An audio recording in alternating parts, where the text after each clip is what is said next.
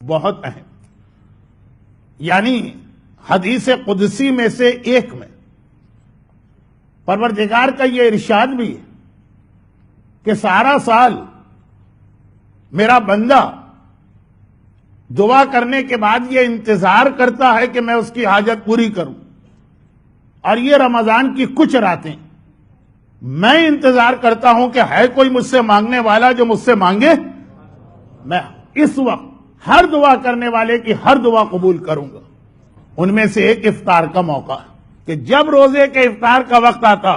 یہ ایسا وقت ہے کہ بندہ مومن اس وقت کھجور اپنے پیٹ میں لے جانے سے پہلے جو دعا مانگے گا اللہ اس کی دعا کو فوراً قبول کرے گا، یہ اللہ کا وعدہ۔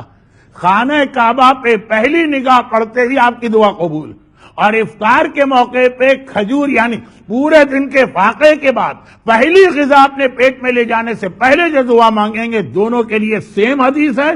سیم ورڈنگ ہے، اور راویوں کے اعتبار سے روزے والی حدیث زیادہ معتبر۔ تو اب یہ تو رمضان کے وہ مختلف چانسز جس کے لیے یہاں بھی ایک حدیث آ گئی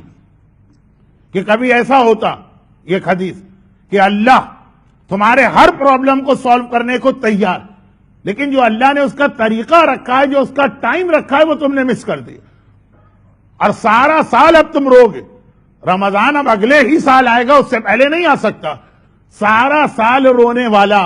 کاش جب قبولیت دعا کے موقع تھے اس وقت اگر 2 منٹ لگا دیتا تو یہ 2 منٹ کی زحمت اسے 365 دنوں کی زحمت سے بچا سکتی ہے۔ یہ پورے رمضان کے لیے بھی حدیث، ہر افطار کے لیے بھی ہے، ہر شب جمعہ کے لیے بھی ہے، اور شب قدر کے لیے بھی ہے، اور آج کی رات کے لیے بھی۔ چونکہ آج کی رات کو ہمارے یہاں دعاؤں کی کتابوں میں الگ سے ہائی لائٹ کر کے نہیں لکھا گیا، اس اعتبار سے میں نے چاہا کہ تھوڑا سا آپ کو یاد دلا دوں اور پھر میں اپنے عنوان پہ آ جاؤں۔ اور اسی رات کی اہمیت قرآن کریم نے، یہ رات سے مطلب آج کی رات اور آنے والا دن ملا کے، یعنی 17 رمضان، اسی دن اور رات کی اہمیت قرآن کریم نے 2 مقام پہ بتائی، ایک دن شروع ہونے سے پہلے اور ایک دن ختم ہوتے وقت، ایک رات کے وقت اور ایک کل دن کے اختتام پر۔ 2 لفظ آئے ہیں قرآن، جن میں سے ایک سورہ انفال کی آیت اور دوسری اس سورہ روم کی آیت، جو بعض مراجع کے مقلد کل سے تلاوت کریں گے، شب قدر کے 3 راتیں، اور بعض مراجع کے مقلد جسے پرسوں تلاوت کریں گے، سورہ روم۔ سورہ روم کی آیت کا ترجمہ پہلے سن لیں۔ قرآن کہہ رہا ہے کہ اور وہ دن کو یاد کرو جس دن سارے مومنین خوشی منا رہے تھے اور عید سیلیبریٹ کر رہے تھے۔ یفرح المومنون، فرحت میں تھے، خوشی میں تھے، سیلیبریشن تھا صاحبان ایمان پر، بے نصر اللہ، کیونکہ اللہ کی مدد آ گئی تھی،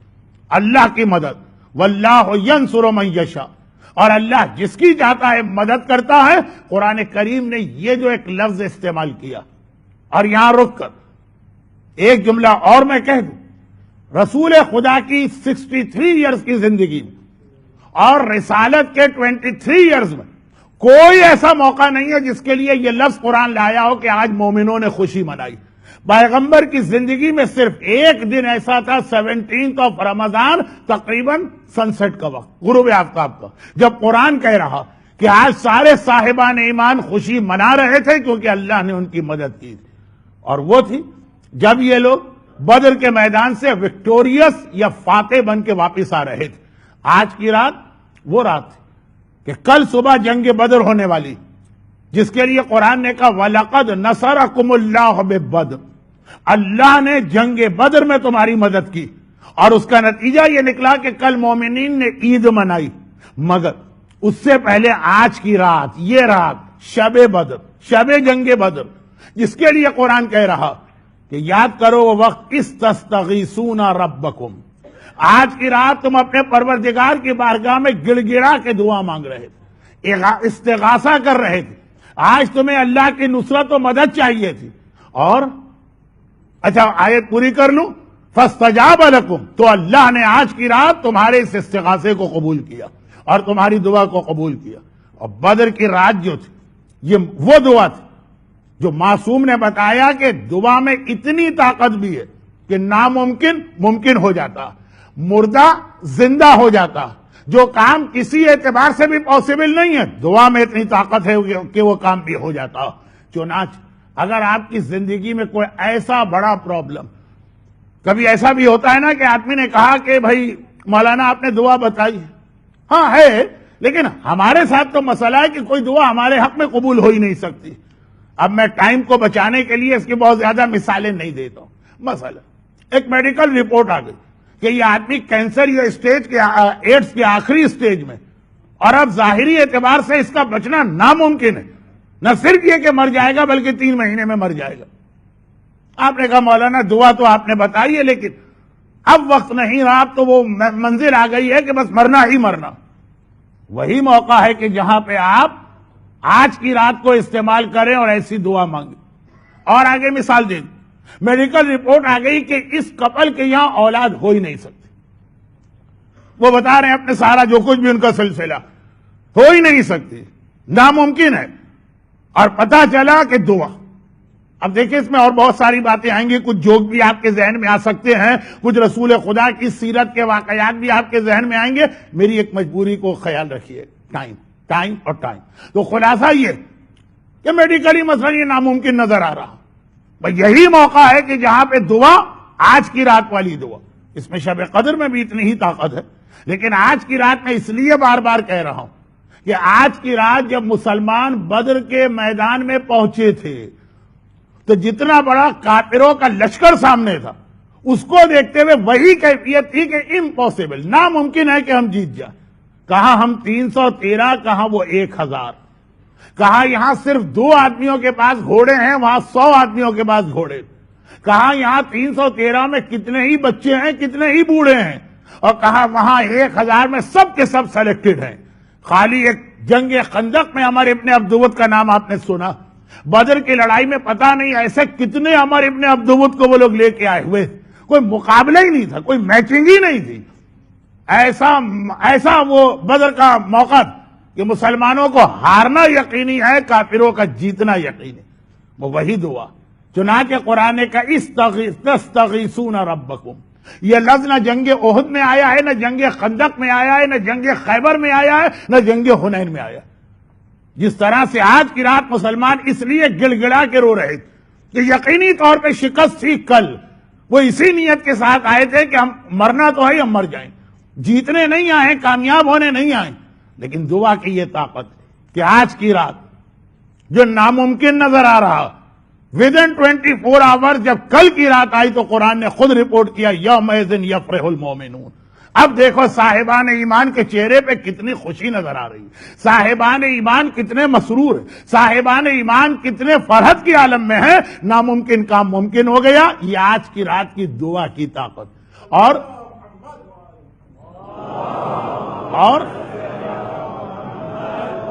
خاص رسول خدا کے خیمے میں جا کے دیکھیے، آپ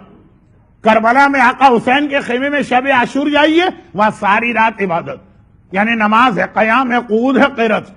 اور آج کی رات رسول خدا کے خیمے میں جائیے، ساری رات پیغمبر کے ہاتھ پھیلے ہوئے ہیں، آسمان کی جانب چہرہ بلند ہے، آنکھوں سے آنسو جاری ہے، گڑ گڑا کے اللہ کا رسول خصوصی دعا کر رہا ہے کہ خدا بندہ یہ مٹھی بھر مسلمان اگر یہ بھی ختم ہو گئے تو پھر تیرا نام لینے والا اس دنیا میں کوئی نہ ہوگا۔ تو آج کی رات کی اس فضیلت اور اہمیت کو اپنے ذہن میں رکھیے، پھر اس کے علاوہ اس کے اور بہت سارے پیغام، لیکن چونکہ پوری دنیا میں اور پھر ایک بار حالات پھر واپس بدلیں اور خراب ہو گئے، پوری دنیا میں اس وقت جہاں جہاں آپ جائیں گے، مومن ہو کہ مومنہ، کوئی اولاد کے حوالے سے پریشان ہے، کوئی روزگار کے حوالے سے پریشان، کوئی بیماریوں کے حوالے سے پریشان، کسی پہ قرضے بہت چڑھے ہوئے، کسی کے لیے اپنے بچوں کے لیے عزت و آبرو کے ساتھ 2 وقت کی روٹی یہ مہیا کرنا مشکل ہو رہا، کہیں پہ زندگی کا کوئی تحفظ نہیں ہے، کہیں غرض یہ کہ کوئی ایسا علاقہ نہیں ملا۔ میں بہت احتیاط کے ساتھ، کیونکہ میں خود ڈرتا ہوں کہ اگر تفصیل میں چلا گیا تو پھر ایک مرتبہ آپ کو کمپلین ہوگی کہ مولانا نے لمبی تقریر کر دی، بہت احتیاط کے ساتھ، کہ حتیٰ یہ کہ دنیا کے وہ علاقے جہاں آج سے چند سال پہلے جانا مومن سمجھتا تھا کہ اس نے گویا سب سے بڑی کامیابی حاصل کر لی، یہاں پہ ہم پہنچ گئے، اب ہمیں کسی قسم کا کوئی مسئلہ نہیں، وہاں کی حالت بھی اس وقت ایسی ہے کہ آپ حضرات مجھ سے بہتر اخبارات اور ٹیلی ویژن، ای میل، میڈیا سے قریب، تو کوئی علاقہ ایسا نہیں جہاں صاحبان ایمان پریشانیوں میں مبتلا نہ ہو۔ پھر یہ موقع ضائع کرنے والے نہیں، چاہے وہ رمضان کا ہر روزہ ہو، چاہے وہ شب قدر کے اعمال ہو، اور چاہے خاص طور پر آج کی رات۔ آج کی رات پہ بار بار میں اس لیے زور دے رہا ہوں کہ باقی ساری دعاؤں کے موقع مومن کو یاد نہیں ہے تو امام باڑے والے اناؤنسمنٹ کر کے یاد دلا دیتے ہیں، مگر یہ رات بہت زیادہ نظر انداز کی جاتی۔ اور اسی میں ایک جملہ میں کہہ کے اپنے کل والے موضوع کو ذرا سا کنٹینیو کروں، اور وہ یہ، اور یہی وہ رات جس کے اختتام پر وہ جنگ بدر ہوئی، جسے شاید ہم اور آپ بھی بھول کے بیٹھے۔ اہل بیت کے دشمنوں نے جنگ بدر کو کبھی نہیں بھلایا، چنانچہ دعائے ندبہ کا بھی یہ جملہ ہے، احقاد البدریہ، اے آقا حسین، بلکہ ایک طرح سے دعائے ندبہ میں تو تمام ائمہ طاہرین پہ ہونے والے مظالم کا تذکرہ، کہ کینہ اور انتقام لیا گیا کربلا میں بدر کا، چاہے وہ زیارت عاشورہ کا جملہ ہو، احقاد البدریہ، اور چاہے وہ دربار شام میں یزید کا خود اپنی زبان سے اقرار کہ آج میں نے اپنے بدر و احد کے بزرگوں کا انتقام لے لیا۔ یہ دشمنی اہل بیت کا سلسلہ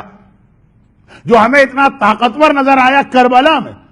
اس کے اندر بدر آج کی رات کی بہت زیادہ اہمیت۔ تو ایک جانب یہ رات دعا کی رات، اور ایسی دعا کہ جو آپ کے اعتبار سے ناممکن کام، مولانا اس میں دعا کیا کرے، کیسے اس میں دعا کریں، اس دعا کا فائدہ کیا، وہ آج کی رات 313 1000 کا مقابلہ کر ہی نہیں سکتے تھے، لیکن کیا، اور اتنی بڑی کامیابی کے ساتھ کیا۔ اور ساتھ ساتھ آج کی رات یہ یاد رکھنے کی رات بھی کہ کس انداز سے اس کا انتقام مولا اور مولا کی اولاد سے اس طرح لیا گیا کہ دعائے ندبہ کے الفاظ میں مظالم کا سلسلہ آج تک جاری، اور اس وقت تک جاری رہے گا جب تک کہ ہمارے زمانے کا امام نہیں آ جاتا۔